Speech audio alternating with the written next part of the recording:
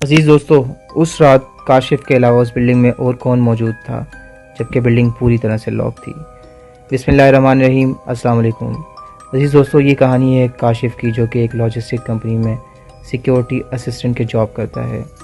कहानी की तरफ बढ़ने से पहले हमारे चैनल अंधेरों के सफ़र को सब्सक्राइब करें और बेल आइकन को प्रेस करें। दोस्तों, काशिफ की अक्सर ड्यूटी ओल्ड एयरपोर्ट पर लगती है और ड्यूटी की शिफ्ट नाइट में होती है। इस बार भी काशिफ की ड्यूटी एक ऐसी बिल्डिंग में लगी जो कि एयरपोर्ट से हटकर सुनसान जगह पर वाक़या थी और ये जगह आसिफ ज़दा के तौर पर मशहूर थी। दोस्तों, काशिफ रात के 9 बजे अपनी जॉब पर रिपोर्ट करता है।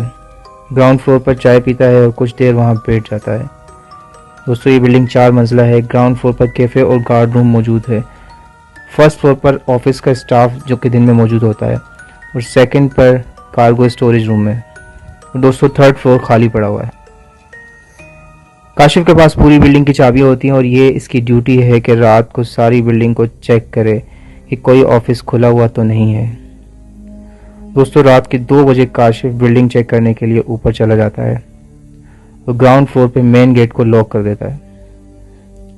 अजीज दोस्तों, अब इस बिल्डिंग में काशिफ के सिवा कोई नहीं, मगर यहाँ काशिफ के अलावा कोई और मौजूद है। और वो कौन है, ये आपको आगे जाके पता चलेगा।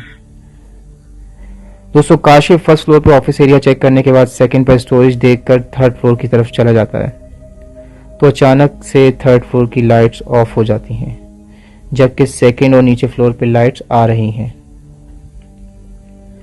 काशिफ ये सोचकर थर्ड फ्लोर का ब्रेकर डाउन है वापस नीचे आता है, मगर दोस्तों जैसे ही वो सेकंड फ्लोर पे पहुंचता है थर्ड फ्लोर की लाइट ऑन हो जाती है।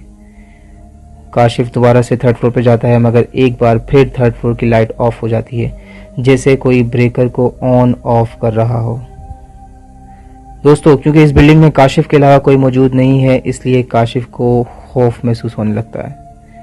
काशिफ अब फैसला करता है कि ग्राउंड फ्लोर पर ब्रेकर रूम को जाकर चेक करेगा।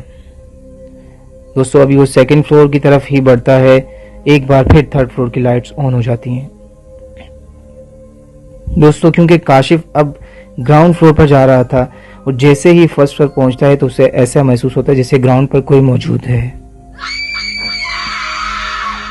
काशिफ फर्स्ट फ्लोर पर रुककर अपने कंट्रोल रूम में कॉल करता है और उन्हें बताता है कि यहाँ कोई और भी मौजूद है इसके अलावा, मगर दोस्तों कॉल दरमियान में ही कट जाती है और सिग्नल चले जाते हैं। काशिफ अब ब्रेकर रूम की तरफ आ जाता है जहां उसे लग रहा था कि कोई मौजूद है।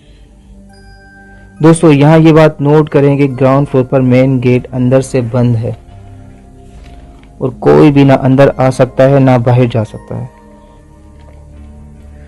जैसे ही वो ब्रेकर रूम का दरवाजा खोलता है, एकदम से पूरी बिल्डिंग की लाइट्स ऑफ हो जाती हैं। काशिफ फौरन से अपने मोबाइल की लाइट ऑन करता है। दोस्तों, मोबाइल की मध्यम लाइट में इसे एक साया नजर आता है जो ब्रेकर रूम में मौजूद है। लाइट करीब ले जाने पर काशिफ की चीख निकल जाती है, क्योंकि दोस्तों काशिफ के सामने कोई और नहीं बल्कि काशिफ का ही अक्स था। खौफ के मारे काशिफ बेहोश हो जाता है।